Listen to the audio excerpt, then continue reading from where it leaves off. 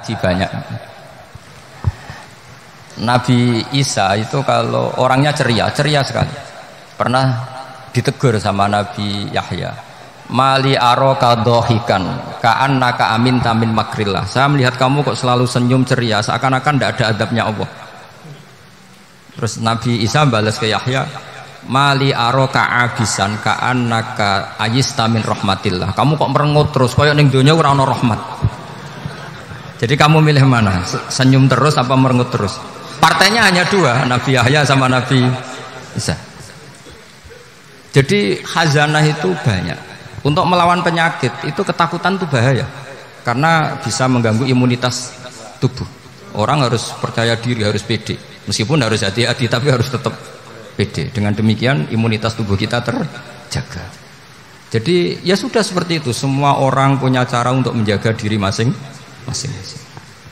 Kemudian tentang Mbah Ahmad Siddiq, saya tahu banyak karena dulu saya masih ingat, ini sekaligus ijazah pada cucu-cucunya. Kalau sama anaknya tidak berani, sama cucu-cucunya.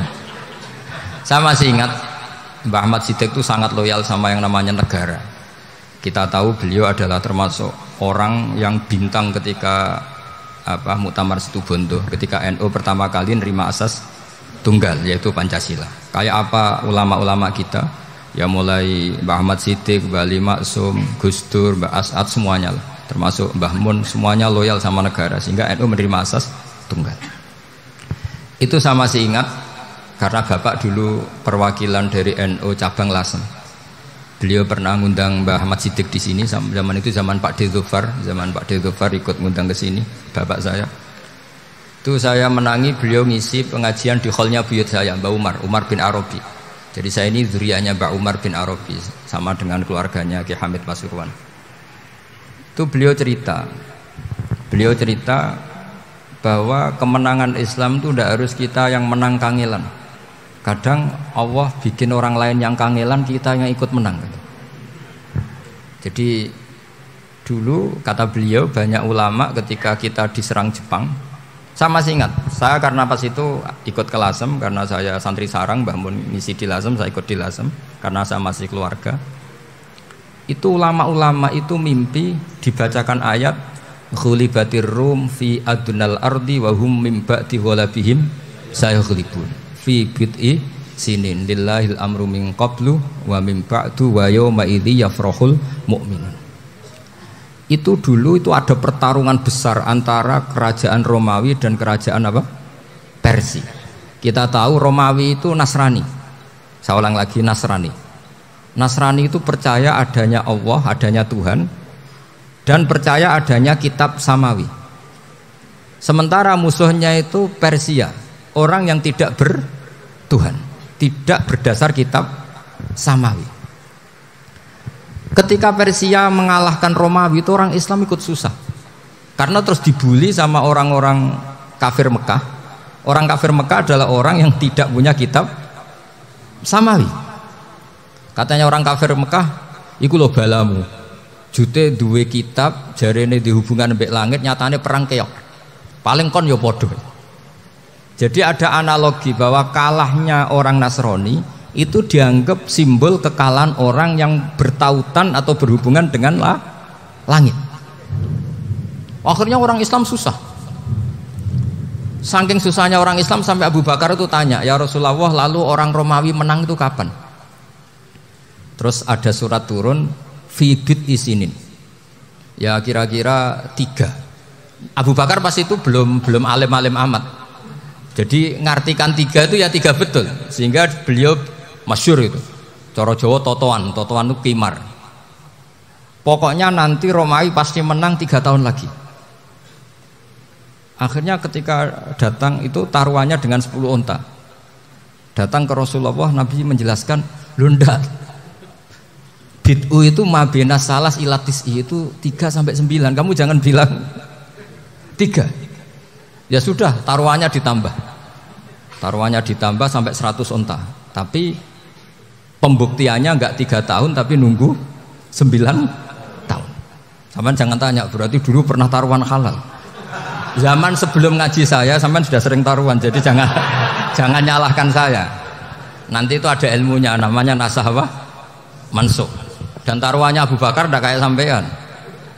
Taruhan yang sangat-sangat demi Islam, bukan demi hadun nafsi. Betul. Ketika tahun ke-7 orang Islam itu menang. Gila ya, tahun 9 itu umat Islam menang. Menangnya umat Islam mengalahkan musyrik Mekah itu di Badar. Romawi mengalahkan apa? Persia. Gara-gara Romawi mengalahkan Persia itu cara berpikir orang itu rubah. Ternyata langit itu ada, kekuatan langit itu ada. Sehingga meskipun akhirnya orang Kristen bilang ada Trinitas, terus mereka keliru dalam mengartikan Isa, tapi ada sekian nabi yang mereka sebut dan mereka hormati. Ada sekian kesamaan. Sehingga dalam Islam, saya ulang lagi, dalam Islam, andai kan disuruh milih orang komunis sama orang Nasrani, Islam tentu sama-sama kerjasama, milih sama yang Nasrani, karena ini ahli kitab, kerjasama loh, bukan milih menjadi Nasrani. Nanti kalian salah paham, senangannya terus bully, itu semangatnya pasti hasut. Nah, terus lalu relevansinya dengan Indonesia gimana? Wa yauma idzi yafrahul mu'minun. Ketika orang Romawi yang punya kitab samawi mengalahkan Persia yang tidak punya kitab samawi, itu orang Islam ikut bunga, ikut gembira. Itu semua kiai banyak yang mimpi seperti itu. Ini cerita Pak Ahmad Siddiq. Saya dengarin. Ternyata betul. Jepang itu nggak dikalahkan Indonesia. Jepang, Hiroshima dan Nagasaki dibom oleh apa? Sekutu. Akhirnya Jepang pulang. Pas Jepang pulang, Indonesia merdeka. Itu dulu kiai-kiai sudah nakwil bahwa menangnya Indonesia itu tidak harus mengalahkan penjajah. Pokoknya nanti penjajah ada yang mengalahkan. Jadi orang Islam zaman itu tidak bisa mengalahkan Persia. Yang mengalahkan itu Romawi. Tapi orang Islam ikut gembira. Itu sebenarnya wa yauma idzi yafrahul mu'minun binasrillah. Jadi orang itu cara berpikir Quran itu beda. Sehingga saya ini cerita ke cucu-cucu Mbah Siddiq karena ya nasabnya sama sampai saya, karena sama-sama sampai Mbah Sambu. Bedanya keluarga saya lewat Mbah Abdul Azim, kalau yang keluarga sini lewat namanya Mbah Yusuf. Itu saudara sama Mbah Abdul Azim, sama-sama sampai Mbah Sambu. Tapi keinginan saya tentu bukan sekedar silaturahim gagah-gagahan diceluk Gus. Celuk Gus repot. Nak ora alim ra pantes. Nak beling ra pantes. Salam templek 1.000 jaluk swarga. Tuhan, kok mentalan yang 1.000 jaluk. Kamu nginep di hotel 100.000 itu tidak cukup, apalagi untuk bayar apa? Surga. Itu nggak sopan sekali. 1 juta ya nggak bisa itu. 100 juta juga nggak jelas juga. Terus sampai mendingan nggak usah salam template. Malah nggak mungkin masuk surga kalau. Jadi dulu yang namanya zuriyah. Sampean tenang saja, nasab sampean tidak kalah dengan kita. Karena nanti setelah di kuburan itu gus-gus itu nggak penting. Semua kalau ditanya bapak kamu siapa, jawabannya siapa? Nabi Ibrahim. Sudah parmin parlan hilang semua, sudah aman pokoknya nanti. Karena kalau nanti ditanya malaikat bapak kamu siapa, jawabnya Nabi siapa? Ibrahim. Makanya saya itu pemuja Allah yang serius. Sampean ya pemuja Allah, tapi kan kadang kurang alim. Saya ini pemuja Allah serius. Saya itu kalau ngaji, yang ngaji biasa belajar itu sering nangis seneng. Misalnya saya baca tadi Miftahul Jannah la ilaha illallah, luang kunci kok dikasihkan. Kita ini masuk neraka gak pantas, enggak bawa kuncinya kok masuk. Harusnya kita ini masuk surga, kita kan pegang kunci surga, gak pegang kunci neraka. Maka aneh kalau kamu masuk neraka itu aneh. Coba kita pegang kunci surga apa kunci neraka? Tapi kadang teman saya suun rokok anu kunci ini. Karena tidak ada pintunya. Terus saya bilang, kamu kok tahu? Memangnya mau ke sana kata saya. Saya tidak punya rencana tahun neraka. Karena nanti di antara syafaatnya Quran itu orang kalau mau masuk neraka tidak jadi. Ya nggak apa-apa ya, diatur sendiri. Jadi di antara syafaatnya Quran itu orang nggak jadi masuk neraka. Jadi syafaat itu ada 2. Dari neraka diangkat ke surga. Dan itu bisa lama itu. Tapi kalau syafaatnya Quran itu yang belum masuk neraka supaya gak jadi masuk neraka. Karena neraka juga punya aturan, dia juga kena aturan fikih. Jadi, betul ini, saya ada hujan. Jadi kena konstitusi apa? Fikih. Sama tak ceritani syafaatnya Quran itu ada orang tuh beling itu fasik. Itu dihafal surat Tabarok. Hafal betul. Tabarakalladzi biyadihil mulku wa huwa ala kulli syai'in qadir alladzi khalaqal mauta wal hayata. Pertanyaannya gini, boleh enggak orang menginjek surat Baqarah? Boleh enggak? Enggak. Padahal orang hafal Quran itu artinya ayat itu ada di hatinya. Fa inna wa ta'ala la yu'adzibu qalban wa al-Qur'ana. Allah tidak akan menyiksa hati yang menyimpan Quran, yang jadi flash disknya Quran, yang jadi rekaman Quran. Singkat cerita orang ini hafal. Pas ketemu Mungkar Nakir prosedur kan, ini orang fasik mau diantemin sama Mungkar Nakir. Prosedur ya, dia kan prosedur standar. Si surat Tabarok akhirnya menjelma jadi seseorang yang gagah berani. Kamu nggak boleh nyiksa orang ini. Saya ini kalamullah. Kalau kamu nyiksa dia berarti nyiksa saya. Kamu berani sama kalamullah. Wah ya udah berani jadi Mungkar Nakir. Tapi orang itu nakal, harus saya gebukin. Tapi kata Quran tadi, tapi saya di situ pasti kena saya. Oh debat, nggak ada lajnahnya ini gak ikut. Kalau Gus Firjon ikut jadi lajnah. Kalau jadi lajnah pasti kroninan. Kalau santrinya dimenangkan nanti.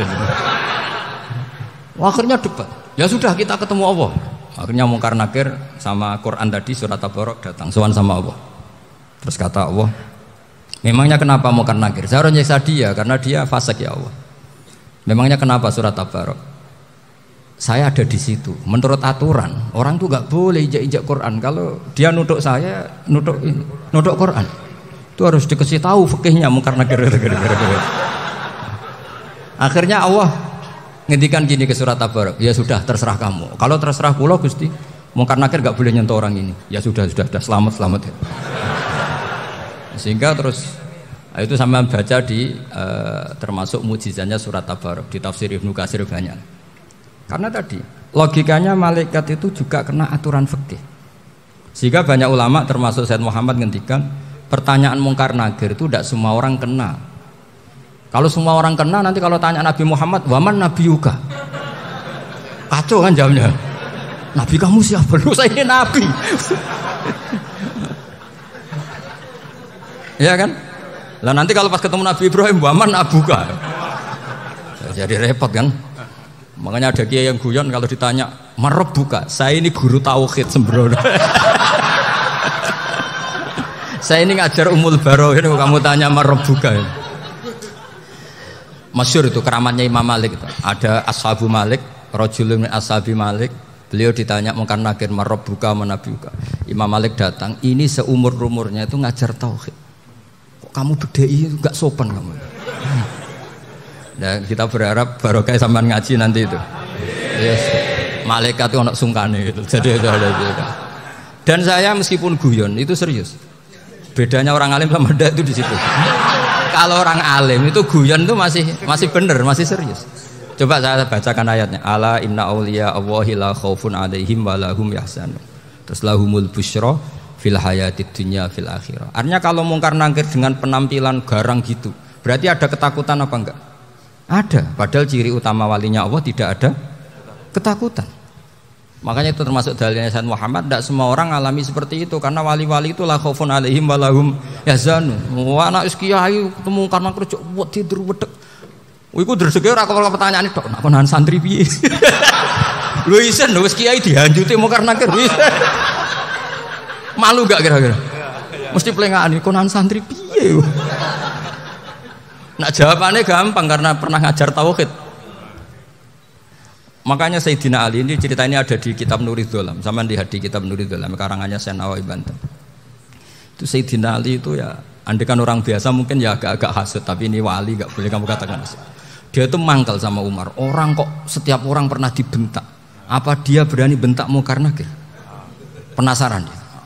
Bagaimana kerengnya Umar itu berlanjut enggak gitu kira-kira. Akhirnya minta, ya Allah saya minta kasyaf.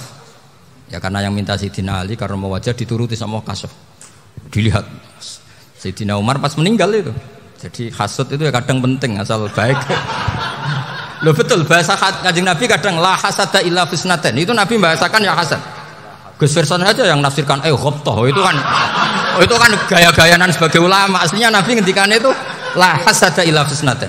Ulama yang ganti itu namanya ghabtah. Wong Nabi sendiri nyebut hasad kok kamu tafsiri kotor. Ya hasad ya hasad. Udah ndak usah ditawil-tawil pokoknya gitu. Kalau sampean nggak percaya nggak apa-apa. Kok gitu aja kok repot. Karena sampean nggak percaya kemungkinannya dua. Satu nggak ngerti. Dua sama-sama alim kan dari awal kalau sama-sama alim kan laisali alimin ayuqallida aliman akhor. Kita nggak perlu saling mengikuti. Ngapain hasud? Biasa aja. Akhirnya Sidina Ali kasar. Pas Umar bangun, setelah mati kan bangun, setelah meninggal bangun. Mungkar Nakir datang dengan perangai yang sangat garang. Itu digambarkan Sidina Ali matanya itu kalkidril ghali. Kayak apa? Kendil yang apa? Mengangang. Wah, seru. Sayyidina Ali senang, paling takut ini Umar. Senangnya bukan main, wah ini mesti takut Umar. Biasa. Ternyata enggak, Umar malah bangkit. Wah, Mungkar Nakir ya. Kamu tahu menghadapi siapa? Itu betul ya? Kamu itu menghadapi temannya ahabbal khalqi ilallah. Yang diandalkan temannya bukan dia. Kamu tahu yang kamu hadapi, saya ini teman kekasihnya Allah. Jadi boleh kamu mengandalkan Mbak Firjon. Tapi nanti resikonya Mungkar Nakir tanya, itu Firjon siapa? Wah itu masalah itu kan. Makanya syaratnya wali itu harus ma'rufun fis sama. Di langit sudah populer. Makanya dulu ada orang yang saking seninya Abdul Qadir ditanya apa saja jamnya Abdul Qadir Al-Jilani itu aman karena beliau populer. Makanya program kita harus populer dulu di langit. Nah, itu nanti kalau dicatut oleh santri-santri nggak apa-apa. Kalau nggak populer nanti dicatat itu siapa? Masalah ini. Umar itu yang dibanggakan itu, kamu tahu saya siapa? Ya enggak tahu. Saya ini temannya kekasihnya Allah. Temannya Muhammad. Iya Muhammad Rasul. Wah mikir waduh. Repot.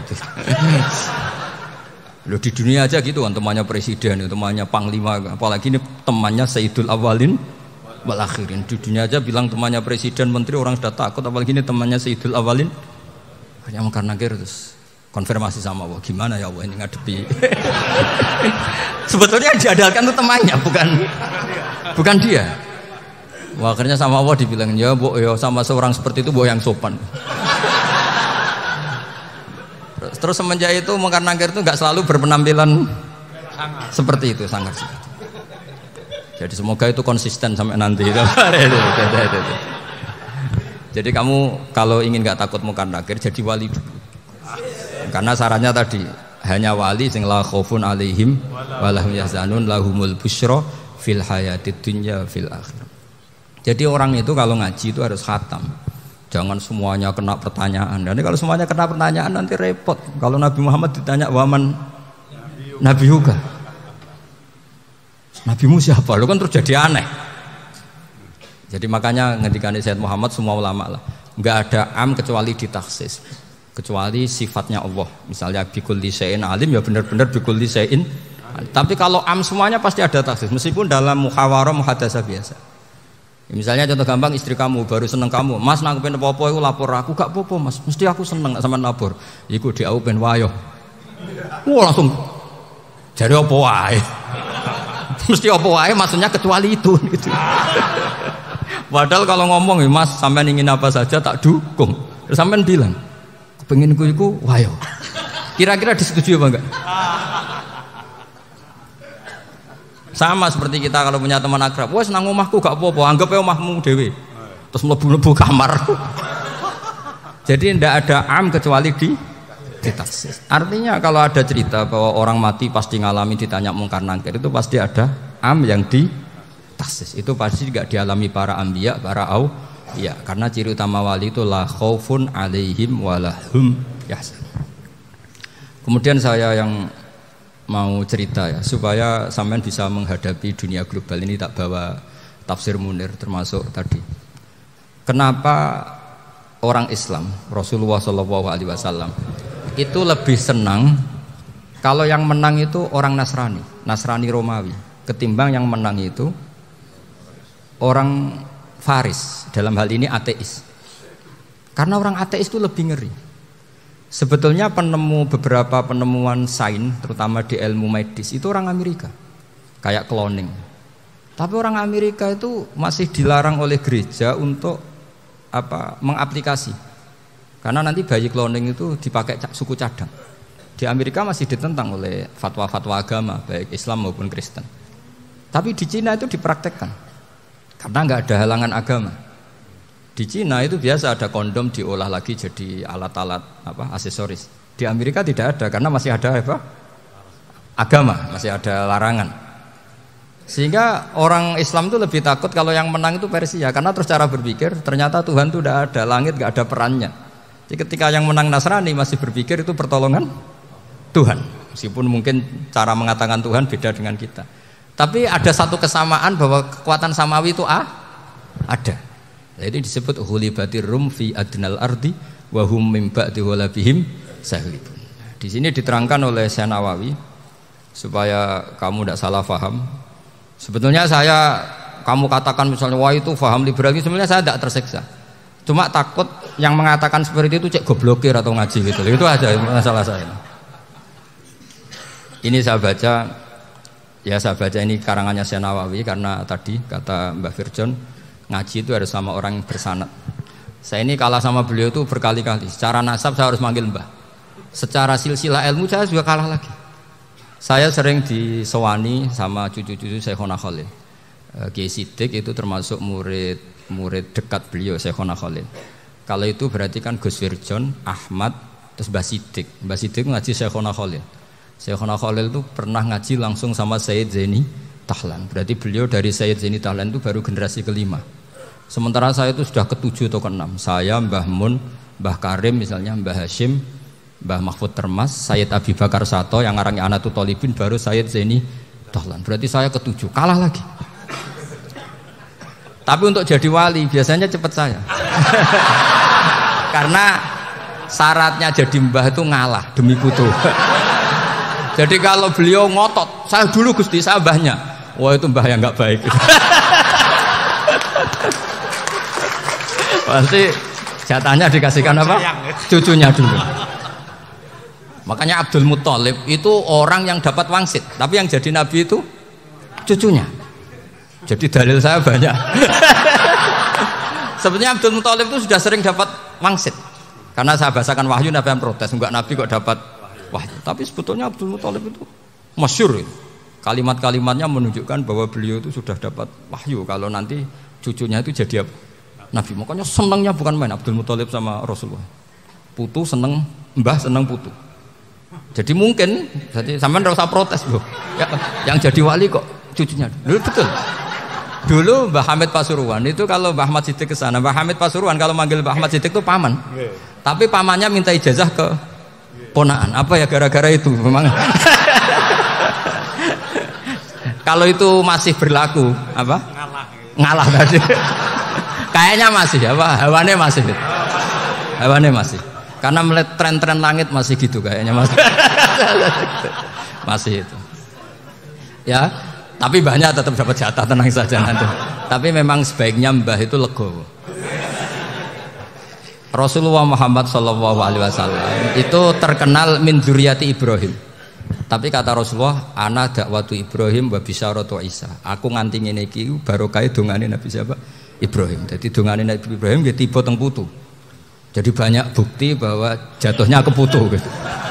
Tadi saya di kamar sama beliau berduaan. Nih Mbah sing dadi wali di sini, aku webah. Cocokan tadi. Nah kenapa saya akhir-akhir ini gulirkan daftar wali? Kenapa? Saya ini resah ya, orang sudah ingin dicintai pejabat, dicintai tetangga, dicintai teman. Tapi kadang-kadang orang lupa lagi dicintai apa? Makanya saya meskipun guyon, tapi ini amdan, bukan sahwan. Supaya orang punya cita-cita lagi jadi wali, ingin dicintai Allah. Kita ini terlalu lama ingin dicintai makhluk, Mbok yau naik kelas sedikit lah.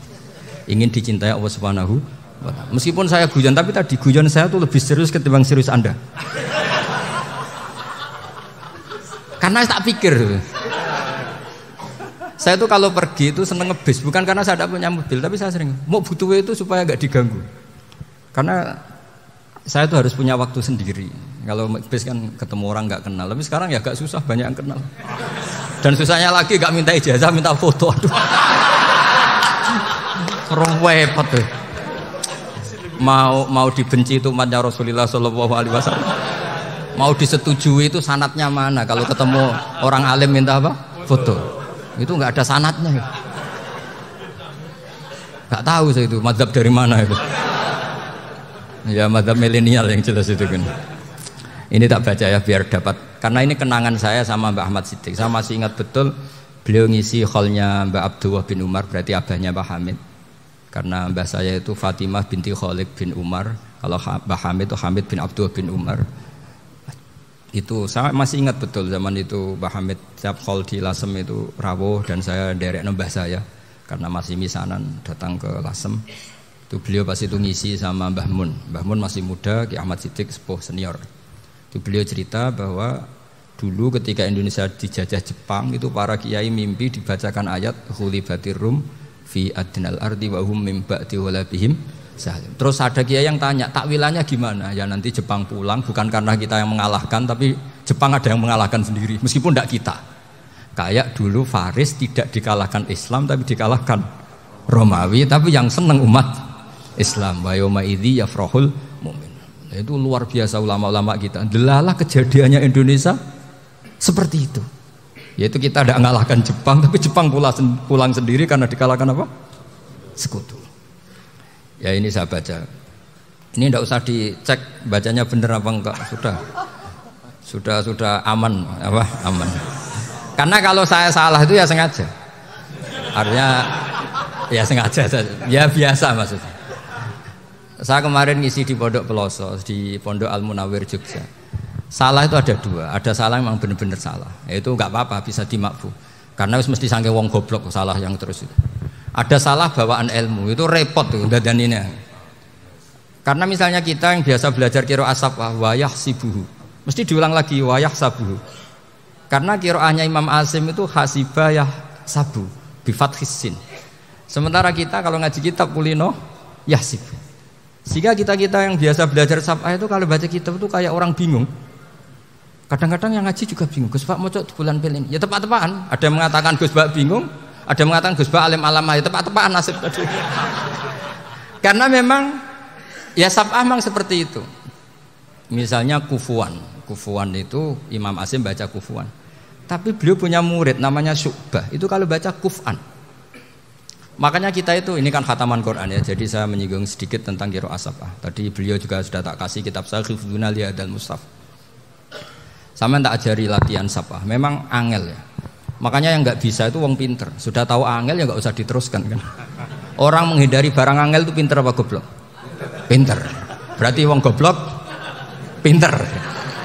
Saya tuh makanya sama orang goblok tuh respect. Jadi orang alim tuh angel apa gampang? Angel. Menghindari barang angel pinter apa goblok? Loh, orang menghindari barang angel pinter apa goblok? Pinter. Berarti wong goblok pinter. Jadi saya sama orang-orang goblok itu respect. Sudah tahu jadi orang alim angel ya barang angel ya harus dihindari. Makanya saya ini insya Allah umatnya Nabi yang termasuk yang terbaik. Amin. Karena mencintai umatnya Nabi termasuk yang goblok. Wah,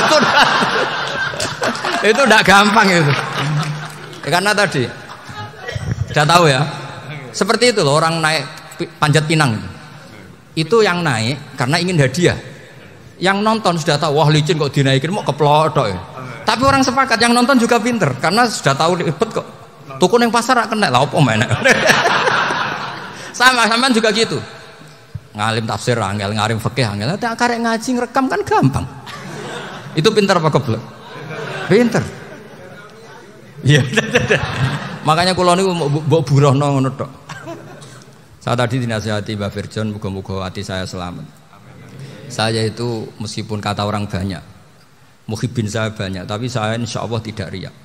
Saya itu pakai kitab namanya Tasbidul Fuad, itu karangannya Sayyid Abdul Al-Haddad. Ketika beliau punya muhibin banyak ditanya, bagaimana ya Habib Anda menjaga hati Anda? Jamnya Sayyid Abdul Al-Haddad itu unik. Innama alzomu Allah. Mereka itu sebenarnya menghormati Allah, cuma butuh sarana, dan itu saya. Jadi saya tahu sampean semua itu mencintai Quran. mencintai sunnah Rasul, mencintai hadis-hadis Rasul. Cuma sampean kan karena nggak paham, terus manfaatkan saya. Jadi sebenarnya saya ini korban. Korban. Jadi saya mau riak gimana? Korban kok mau. Bangganya di mana tuh? Coba sampean misalnya ngaji tafsir, belajar sendiri kan susah. Terkibnya susah, maknanya susah, bahkan beli kitabnya kadang tidak kuat. Loh, untuk jadi alim tafsir itu kan harus beli kitab. Loh, saya sering belajar kitab itu jutaan. Tafsir Tobari, saya pernah beli kitab Fakhrur Razi itu berapa coba? 27 jilid. Karangannya Fakhrur, belum karangannya ulama modern, Imam Sa'rawi. Itu berapa jilid? Itu jutaan. Saya kemarin juga dihadiahi kitab Pak Quraish Shihab namanya Faidul Bari fi Syarhil Bukhari. Pak Quraish Shihab yang terkenal. Dia sering diskusi sama saya. Saya ngasih hadiah beliau ngasih hadiah saya. Wah, itu harganya nggak kuat. Dadak kuat kadang di Indonesia nggak ada coba. Dan sama orang hebat menghindari kesulitan itu. Nah, kesulitan itu sebab ngaji ikut, kalau nggak paham dirukok rekamannya sudah gitu. Pinter mana sampean sama saya? Pinter sampean kan? Bikin sosis susah, beli aja kok repot kan. Nah, makanya nggak boleh orang bilang, wah aku goblok reso tafsir, aku wong pinter. Makanya nanti kalau saya ketemu Nabi tidak termasuk orang yang mentahkir orang Islam. Kafa bil mari isman ayah kira akhahul muslim. Jadi cukup orang itu dosa kalau menyepelekan orang Islam, termasuk darani sampean goblok itu dosa. Caranya nggak darani goblok ya tadi di logika tadi. Alim itu angel, gendari angel itu pinter, berarti wong bodoh pinter ya sudah gitu. Tapi tetap bodoh. Tapi ini satu cara untuk saya respect gitu. Coba orang yang ngaji tafsir saya banyak, mungkin ribuan. Itu sebetulnya mencintai Quran. Karena Quran adalah kitab suci yang panduannya umat Islam. Sangat mencintai Quran. Terus kemudian mereka nggak paham. Terus mencari orang yang memahamkan. Burohno lah cara Jawane. Terus keren saya itu di mana coba? Lah terus mereka kurang ajarnya gini, kalau paham itu ya alhamdulillah paham. Kowe nak ngaji Gus Bae ngono tok. Tapi nek ora paham, ora nyalano akal ya. Mari Gus Bae nerangno cepet, mulane gak paham. Ora kok nyalano teke sing lelet. Oh itu kan masyaallah naudzubillah tenan. Sebetulnya tingkat kurang ajarnya tinggi Gus sebenarnya. Jadi kalau nggak paham itu kadang nggak nyalahno uteke, kayak mau misalnya, wah mari mikir aja jelas. Padahal misalnya jelas orang mesti paham, bodoh ya. Paham ya? Jadi kata Sayyid Abdul Haddad, innama azzamu Allah. Sebenarnya mereka itu sangat menghormati Allah. Makanya kita nggak perlu mengatakan wasilah itu kafir, nggak akan. Karena orang tawasul sama Rasulullah itu ingin dapat ridhonya Allah lewat orang yang dicintai. Kita mencintai wali sebenarnya, wah itu kekasih Allah. Kita mencintai itu karena mencintai Allah. Sama seperti gini, kamu mencintai kangkung apa enggak? Sebenarnya sama sekali enggak. Tapi kamu ingin sehat, ada asupan gizi. Kamu ingin tubuh kamu sehat, butuh asupan gizi. Kemudian kamu makan kangkung. Apa terus kamu cinta kangkung? Kan enggak. Cinta kesehatan kamu sama. Orang yang mencintai saya sebenarnya ingin kepuasan rohani. Saya kan termasuk kiai yang torekonya gampang. Ini swarga, kan akhirnya penggemarnya banyak. Coba kalau kamu neraka. Jadi sebetulnya Anda mencintai kepuasan Anda sendiri. Nah, saya ini korban. Makanya untuk masuk surga cepat saya, korban itu cepat. Da'watul mazlum la turaddu kan gitu. Laisa bainahu wa bainallah hijab. Jadi saya kalau donga langsung seret langit. Karena mazlum. Saya sinau tafsir itu Pak, sampean bayangkan ada tafsir itu sudah 27 jilid. Sekarang Fakhrur Razi itu bulatnya bukan main. Karena dia ahli filsafat. Bulatnya Masya Allah. Sudah gitu sinau Jalalain kadang dikomen oleh Sawi. Sudah kita percaya Jalalain dibuli Sawi. Percaya Sawi dikandani, oh iku Maliki rasa ribet. Sudah gitu sinau Qurtubi, sinau tafsir Tobari itu susahnya. Belinya susah, belajarnya susah. Padahal saya punya keluarga, punya istri, punya anak. Bayangkan kalau istri saya rewel kayak istri sampean. Wah itu, tapi alhamdulillah enggak. Sama sekali enggak. Allah sudah memilihkan, wah ini bahaya kalau punya istri rewel. Imam Sibawai itu kitabnya banyak, tapi yang terbukukan hanya kitab Abu Sibawai. Karena beliau kalau sudah belajar lupa istri. Hanya pas beliau di pasar, kitabnya dibakar semua sama istrinya. Karena dianggap saingannya. Ternyata yang dicerai tidak kitabnya, malah istrinya. Itu Imam siapa? Sifat. Tapi alhamdulillah kitab saya nggak terbakar, aman. Saya teruskan ya. Jadi untuk menjaga riya dilatih innama azzamu Allah. Sebenarnya mereka itu menghormati Allah. Sehingga wasail-wasail itu sebenarnya nggak pernah jadi subjek pelaku utama, enggak. Tetap Allah. Sebab itu kata Sayyid Muhammad, kamu kok mengatakan wasilah itu kafir itu gimana? Ketika innallaha qad ba'atsa lakum taluta malika. Talut itu ya manusia. PD-nya itu apa? Inna ayata mulkihi ayyatiyakumut tabut fihi sakinatum mir rabbikum wa baqiyatum mimma taraka alu Musa wa alu Harun tahmiluhul malaikah. Jadi beliau PD itu kalau bawa sunduk semacam peti sakti, sing di situ ada baqiyatum mimma taraka alu Musa wa alu Harun tahmiluhul malaikah. Ya kayak semacam jimat ya. Tapi saya bukan mensyariatkan jimat enggak, karena nanti banyak penjual yang pembohong juga gitu loh. Cuma cerita, kamu tidak usah mengatakan kafir. Dulu Tolut PD-nya kalau bawa sunduk semacam peti kesaktian yang di situ ada baqiyatum mimma taraka alu Musa wa alu Harun tahmiluhul malaika. Sehingga Khalid bin Walid meskipun beliau sahabat dan menyaksikan wajah Rasulullah sallallahu alaihi wasallam, itu bawa sya'aratun min sya'aratihi Rasulullah sallallahu alaihi wasallam, bawa rambutnya Nabi. Perang kemana-mana itu diletakkan di pecinya. Nanti sama tanya lagi, masa pakai peci Khalid bin Walid ini? Wah panjang itu sampai itu repot. Sampai tak warai ngaji usul fikih. Usul fikih itu kalau ngaji itu ada istilah tangkihul manat. Ini mesti ini wilayah yang kita bisa berdebat sama Mbah Firjon. Dulu itu musuh saya karena saya makili Anwar, beliau makili Peloso. Tapi tahu-tahu kalah tua terus saya mengundurkan diri. Di fikih itu ada istilah, ada tangkihul manat, ada tahqiqul manat, ada tangkihul manat. Tangkih itu kira-kira gini, lafadz hadis itu dibuang sekian untuk tahu bahwa itu madarul hukmi. Misalnya gini, tak beri contoh paling gampang. Sama harus paham, kalau nggak paham nggak pinter-pinter. Ja'a a'rabiyun ila Rasulillah sallallahu alaihi wasallam. Ya karena ini menghormati Mbah Ahmad Siddiq, saya orang alim, jadi ngaji ini tetap ada suasana alim. Ya harus ada suasana alim. Nggak perlu jadi orang alim tadi susah. Sudah ngedari susah itu pintar. Sudah itu aja. Jadi orang alim susah, ngedari barang susah pintar. Berarti orang tidak alim pintar. Nah, meskipun tetap sudah itu pegangi sampai mati nanti. Loh, jadi orang alim itu repot. Itu kata Imam Ghazali, kalau orang alim kalau mau masuk surga itu sama Allah nggak boleh. Kif, kamu nggak boleh langsung masuk surga. Coba cari umat kamu, syafaati dulu. Nah, saya takut nyari sampean nggak bisa kembali. Saya tidak punya rencana itu. Pokoknya mau masuk. Boleh sampean kuaduan balik raroh dewe, repot nanti saya. Berat jadi orang alim itu berat. Ya saya teruskan ya. Ada tangkihul manat. Ja'a a'rabiyun ila Rasulillah sallallahu alaihi wasallam. Faqala ahlaktu wa ma ahlakaka qal waqa'tu imraati fi nahari Ramadan. Ya sidang kita, saya ini rusak ya Rasulullah. Kenapa? Karena saya menjima istri saya fi nahari Ramadan. Terus kata Nabi, kamu harus bayar kafarah. Napa Nabi kafarah? Puasa 2 bulan. Wong baru 1 hari aja terjadi gitu kok disuruh puasa 2 bulan. Ya tidak kuat ya Rasulullah. Baru berapa hari saya puasa aja kecelakaan seperti itu. Apalagi kalau sampai 2 bulan. Enggak ya Rasulullah. Ya sudah kalau gitu kamu pertama ngasih makan apa? Itku rokobah kan, pertama merdekakan budak. Tapi kan sekarang nggak ada budak makanya terus sekarang langsung puasa. Wah ini nggak bisa semua.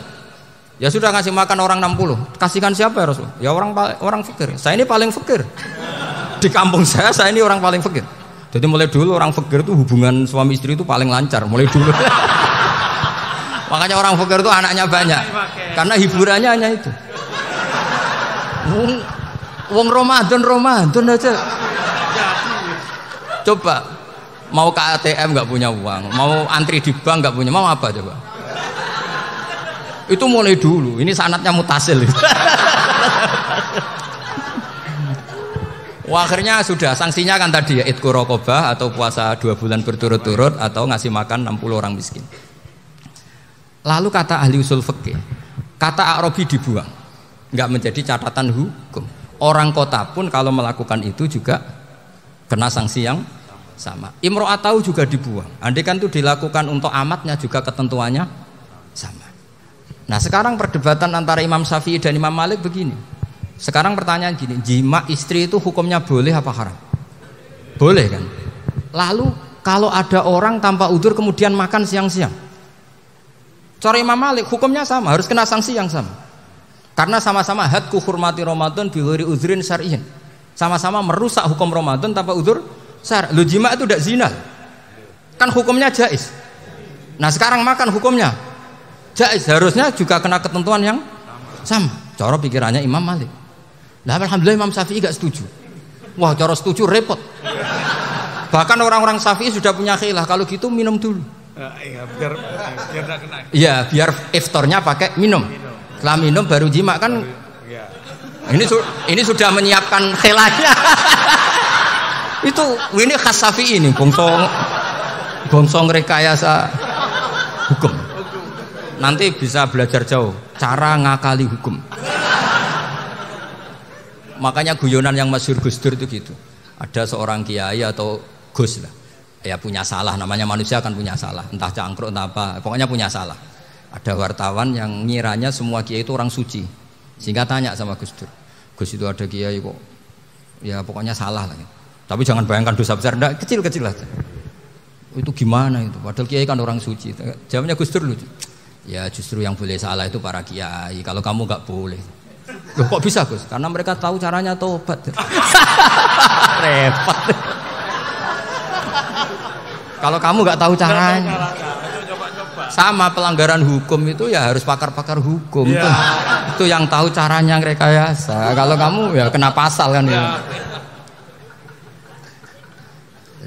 Jadi kamu jangan niru saya ini punya sekian cara untuk kembali. Nah, itu namanya khilah. Makanya kata Sayyid Muhammad, kamu tidak usah anti khilah. Karena Abu Hanifah itu membolehkan khilah, kitabul khiyal. Yang penting kamu soleh dulu. Setelah soleh nanti Allah maklumi. Soleh dulu, syaratnya soleh dulu. Kalau tidak soleh jangan. Contohnya gini, ada orang mau puasa lemes sekali, mau makan. Gampang. Kalau langsung makan kan kayak hadku hormati Ramadan biwari udrin syar'iyyin. Aku langsung mau jembera sowan Mbah Firjon. Sudah status saya apa? Musafir. Ya sudah, berangkat aja sampai Tuban makan. Nanti kalau nggak jadi ya nggak apa-apa sudah. Kan mulai pergi sudah musafir. Saya tidak tahu nanti malaikat tertarik gebuki nggak tahu. Tapi itu ada khilafnya. Asal soleh. Karena kata Sayyid Muhammad dan semua kitab mengatakan itu. Kalau sama nggak tahu ya kebablasan. Nabi Ayub, nabi yang terkenal Gudiken itu siapa? Ayub ya. Nah, itu yang Israiliyatnya kan seru lah. Gudiken dikukur bek kreweng itu terlalu lah kalau itu. Untuk kreweng konti ning Arab ora ono kreweng itu sudah masalah itu. Singkat cerita, Nabi Ayub ketika diasingkan kaumnya itu kan nggak punya sumber makanan. Lah orang lelaki itu mulai dulu egois. Istrinya Nabi Ayub itu cantik sekali, udah cantik, rambutnya bagus. Makanya kamu nggak usah tanya kenapa istrinya Kiai banyak yang cantik. Ya, warasatul anbiya, nggak boleh mungkin. Kalau nggak cantik ya warasatul anbiya dari segi balak. Istrinya Nabi itu semuanya cantik. Nggak usah tanya sebabnya apa, pokoknya gitu, semuanya cantik. Singkat cerita, beberapa kali istrinya Nabi Ayub itu kerja demi bisa nafkahi Nabi siapa? Suatu saat itu tidak ada pekerjaan yang cukup untuk beli roti. Satu-satunya peluang dapat rezeki itu putrinya raja itu rambutnya berondoli. Terus ada sayembara siapa yang rambutnya bagus mau dibeli.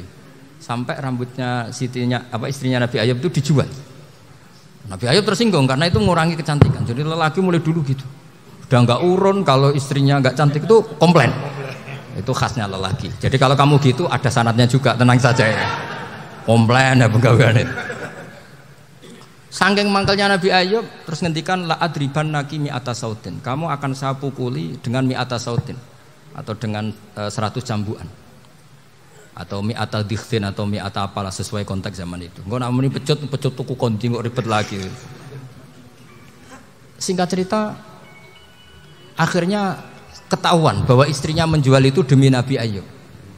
Allah nggak ridho kalau kekasihnya yaitu istrinya Nabi Ayub wis perjuangan kayak gitu malah kena hukuman. Tapi Allah juga nggak ingin kekasihnya yang bernama Ayub melanggar sumpah. Padahal beliau sudah sumpah wallahi demi Allah nanti tak pukul dengan 100 kali. 100 kali dengan lidi lah misalnya, contoh yang gampang tuh lidi. Akhirnya sama Allah dikasih satu solusi. Wa khud biyadika dikhtan fadrib bihi wala tahnas. Ya sudah, lidi itu ikat jumlahnya 100. Terus pukul sekali saja, anggap saja sudah 100. Iku pangeran sing wari ngakali ngono iku pangeran. Tapi syaratnya soleh, syaratnya soleh. Jadi kalau kamu anti khilaf berarti anti ajarannya Allah di ayat itu. Wa khud biadika dikhsan fadrib bihi walata. Itu dulu ada, ini cerita di Ithaf. Ini cerita terakhir, ini sudah, teman jangan nama sudah. Terus pengumuman tadi yang enggak pernah sepuh ngutang saya itu haram tadi. Karena tadi saya punya kewajiban di rumah yang bisa menggugurkan ya kewajiban yang lebih besar. Lebih besar itu ya tadi bisa pernah guru, pernah sepuh. Yang jelas gak umur. Umur sampean menang kabeh tuh. Tua-tua serepot itu. Ada raja itu ganteng kaya, senengane nikah perawan cantik. Itu semua kampung mesti kenal. Mungkin digilir atau gimana pokoknya. Suatu saat ada pemuda suka sama perempuan yang di kampungnya, cantik sekali. Kemudian pemuda ini ternyata pekerja di kerajaan itu. Tiap hari ditanya, wah itu yang di kamu yang cantik siapa? Mau saya nikahin gini. Wah bahaya ini saingannya raja. Jadi yang dibidik pemuda tadi itu saingannya. Si raja ini orang yang namanya raja kan gengsinya tinggi. Kaifa tankihuha wa qad ra'aitu qad qabbalaha rajulun. Kok mbok nikah piye? Saya tuh pernah melihat dicium lelaki. Wah gak mau. Gak gelem kadung ditambung lan waqat qabbalaha rajulun. Saya pernah melihat sendiri qabbalaha rajulun, dicium oleh lelaki. Wah sudah enggak minat raja langsung gak keren. Suatu saat pemuda tadi nikahi perempuan itu. Rajanya marah-marah, kamu lelaki gak punya harga diri gini. Gak punya selera, gak punya harga diri, sudah pernah dicium orang kok tetap dinikah. Terus bilang ke rajanya, takrif manir rajul, lelaki itu siapa? Abuha. Kamu tahu lelaki itu siapa? Sopo? Abuha. Bapaknya. Saya kan hanya bilang rajulun. Pernah dicium lelaki. Lah pikirannya raja itu lelaki kue-kue ngene iki. Tapi butuh canom mau raja ben gak sido. Itu aja tuh. Baru kayak digulirkan gitu waqat qabbalah rajulun. Wah enggak mau. Setelah itu suatu saat pegawainya tadi nikahi perempuan. Kamu gak punya harga diri gini. Kamu tahu manir rajul apa abuha. Wah nak ngono aku gak apa-apa. Lah monggo sakniki wis bojo kula. Ora trimo wis diambung wis macam-macam. Lah itu namanya khilah. Apa? Khilah. Kalau di Balawa disebut tauriyah atau apa. Tapi saya tidak ngajari sampean seperti itu. Sudah pinter sebelum saya ajarin. Bangsa ngakali kan sudah pinter. Ya ini terakhir tak baca Arabnya saja nanti. Bismillahirrahmanirrahim. Biar dapat barokahnya Syekh Nawawi juga barokahnya guru-guru. Bismillahirrahmanirrahim. Wasababu nuzuli hadil ayati annahu kana baina farisa war rumi qitalun wa kanal musyrikuna yawadduna antaghliba farisu ar-ruma li anna farisa kanu majusiyan ummiyin wal muslimuna yawadduna ghalabatar rum ala faris liqaunihim ahla kitabin. Jadi zaman dulu orang Islam lebih senang kalau yang menang itu orang Nasrani. Kalau bandingannya ateis. Karena bagaimanapun percaya kekuatan langit. Sementara orang ateis sama sekali tidak percaya kekuatan. Apapun bedanya kita dengan Nasrani itu ada kesamaan, yaitu percaya adanya kekuatan langit. Sehingga ketika orang Romawi kalah itu orang Islam ikut susah. Paham ya? Makanya ini tak baca biar sampean enggak macam-macam pikirannya. Fab'atha Kisra saat terusnya. Ya pokoknya seperti itu. Akhirnya Rasulullah SAW berdoa lebih senang yang menang itu Rom karena ahli kitab. Artinya apa? Kemenangan ahli kitab adalah kemenangan makhluk atau hamba Allah yang mentautkan kekuatan kita di bumi dengan kekuatan langit. Makanya saya berharap selain kita ikhtiar medis, kita harus memperbanyak istighfar. Bagaimanapun semua itu dari Allah Subhanahu wa ta'ala. Kita menghormati negara dengan ikhtiarnya, tapi saya mohon sekali kita juga istighfar, karena semua itu juga ditentukan oleh Allah, oleh langit. Ya, saya kira demikian. Assalamualaikum warahmatullahi wabarakatuh.